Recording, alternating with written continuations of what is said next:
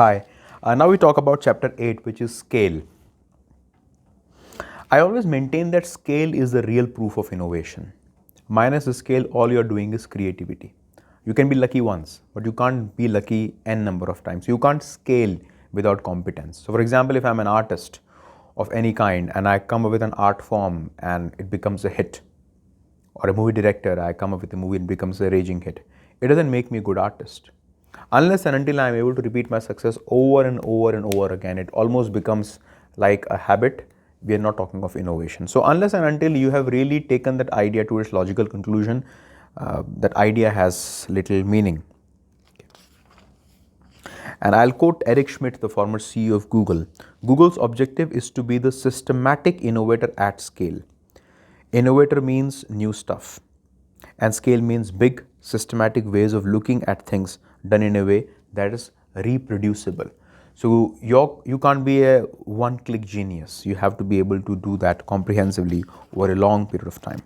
Now, in this particular chapter, I talk about some very specific methods of how do we really scale. And one of the prerequisites of scaling is to have financial discipline.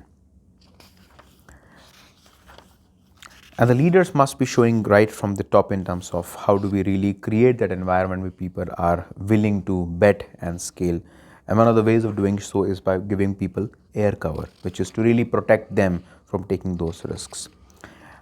You also develop innovation evangelists within the organization. For example, when I was at Wipro, I was a self-claimed innovation evangelist. And that's a title I have still retained after almost like 2 decades of having left the firm. So the thing is, when you are creating a mechanism to scale your ideas, you need multiple champions of that idea.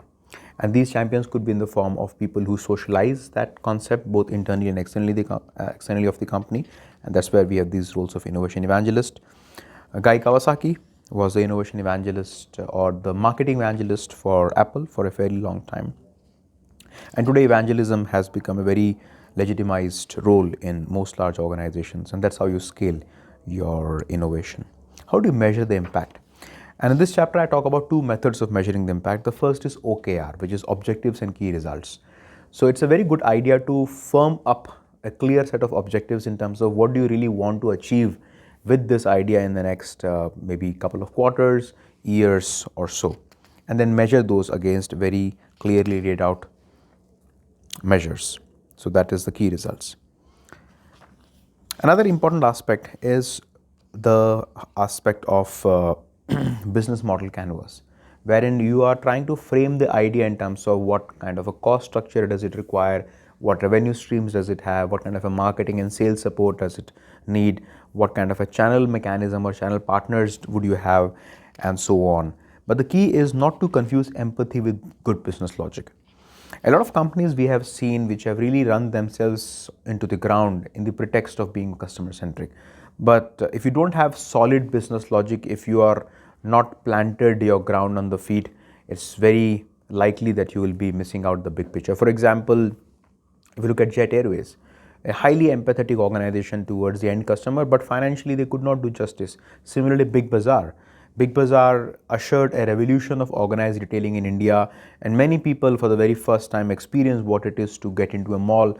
But again, they could not keep themselves financially viable. And we have a lot of other examples where a misplaced sense of empathy really made the organization bankrupt.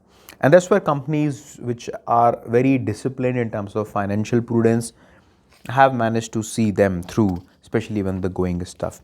So it's a very short chapter in a sense.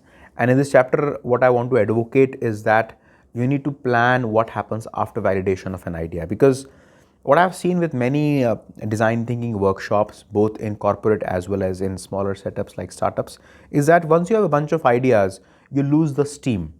A lot of effort is front loaded in design thinking, which is to empathize with the customers, generate the needs, develop some clever concepts, test those concepts out, and then submit a report. And then what happens next?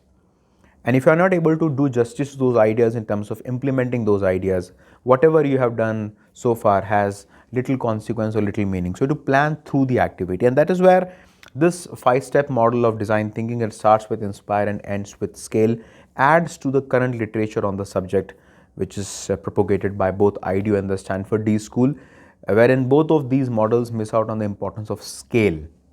And that's what is my humble attempt in bringing through this book, that an idea must be scaled for it to be really seeing its true impact. So I hope this short chapter was useful to you. We now get into what design thinking looks like in action.